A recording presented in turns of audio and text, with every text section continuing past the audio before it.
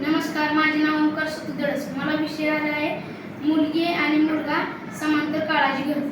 खरंच मुलगी ही शान आहे, मुलगी ही घराची शान आहे, पण मुलगा ही शान आहे.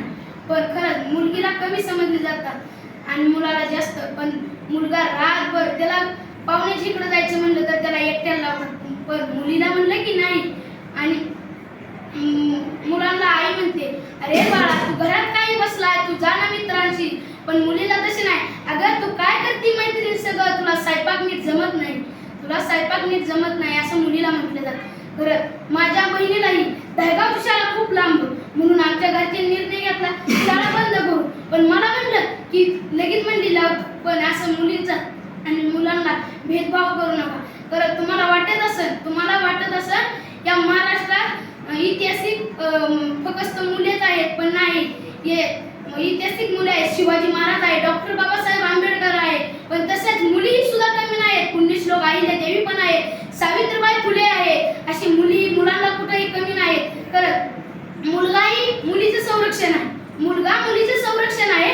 पण आता उलटच झालंय, मुलगी मुलाचं संरक्षण आहे, मुलगी मुलाचं संरक्षण आहे. खरं मुलीचा आणि मुलाचा भेदभाव करू नका. तुम्हाला एवढं सांगतो, मुलीचा आणि मुलाचा भेदभाव करू नका.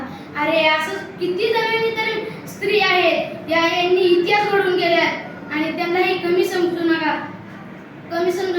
खरं मुलगा तरी माणसाला मुलगाच हवा.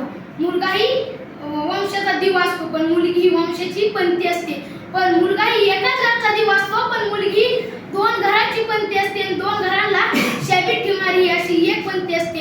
तरी मुलगा जावा, कारण तर मुलगा ही वंशाचा दिवा, पण मुलगी तुमची वंशाची पंथी बनू शकत नाही का हो? मुलगी वंशाची पंथी बनवू शकत नाही का हो? मुलगा तरी आम्हाला मुलगाच हवा. मुलगा दारू प्याला तरी त्याला काही नाही, पण मुलीने थोडं जर चुकीचं वागलं तरी तिला शिक्षा होती. मुलगी थोडं तरी चुकीचं वागलं तरी तिला शिक्षा होती. पण मुलाने किती काही करून द्या, पण मुलांचंच राहायचं. मुलाने कितीही, पण मुलगी शिकली प्रगती झाली, मुलगी शिकली प्रगती. एवढे बोलून